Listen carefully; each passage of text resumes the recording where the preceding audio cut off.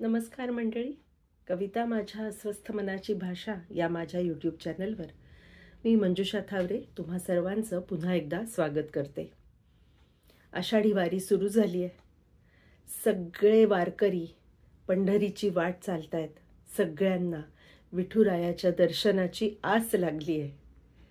आणि विठुरायाची पत्नी वामांगी रखुमाई, आपण म्हणतो ना वामांगी रखुमाई, तिच्या मनाची काय अवस्था आहे, तिला काय वाटतंय, अशी नाहीये हा माझी कविता, पण रखुमाईवर आधारित आहे. बघा कशी वाटते. अर्थात माझ्या कविता ऐकत असतील तर माझा चॅनल लाईक, शेअर, सबस्क्राईब करायला विसरू नका. ऐका तर. असतो तो उभा विटेवर, असतो तो उभा विटेवर, युगानुयुग त्याचे हात कटीवर. कधी भक्तांची लाट बघत तर कधी भक्तीची वाट बघत. शेजारी उभी त्याची प्रिय सखी रखुमाई, शेजारी उभी त्याची प्रिय सखी रखुमाई. तिच्या वाट्याला मात्र तो कधीच येत नाही. जन्मोजन्मी एकत्र असूनही नजर समोर अन संवाद नाही. आम्ही इथे बसून लावतो निरनिराळे अर्थ, आम्ही इथे बसून लावतो निरनिराळे अर्थ. जणू अक्कल केवळ आम्हालाच, बाकी निरर्थ. आमच्या तर्कवितर्कातून भगवंताची देखील सुटका नाही. आमच्या तर्कवितर्कातून भगवंताची देखील सुटका नाही.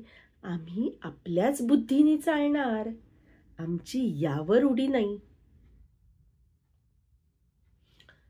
मग काय, जड मूर्तीचे देखील सहजी निघतात वाभाडे, जड मूर्तीचे देखील सहजी निघतात वाभाडे. मानवी व्यवहार लावून मोकळे कसलेच नाही बावडे. श्रद्धा, भक्ती, विश्वास, श्रद्धा, भक्ती, विश्वास यावर आम्ही बोलत नाही.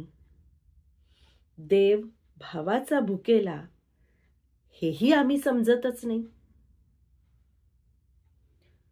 वारी, भजन, कीर्तन, भक्तीचं रिंगण, वारी, भजन, कीर्तन, भक्तीचं रिंगण.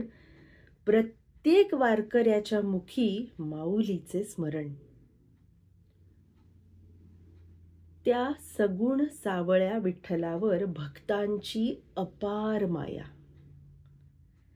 त्या सगुण सावळ्या विठ्ठलावर भक्तांची अपार माया. भोळ्या भाबड्या वारकऱ्यावर निर्गुण निर्व्याज त्याची छाया.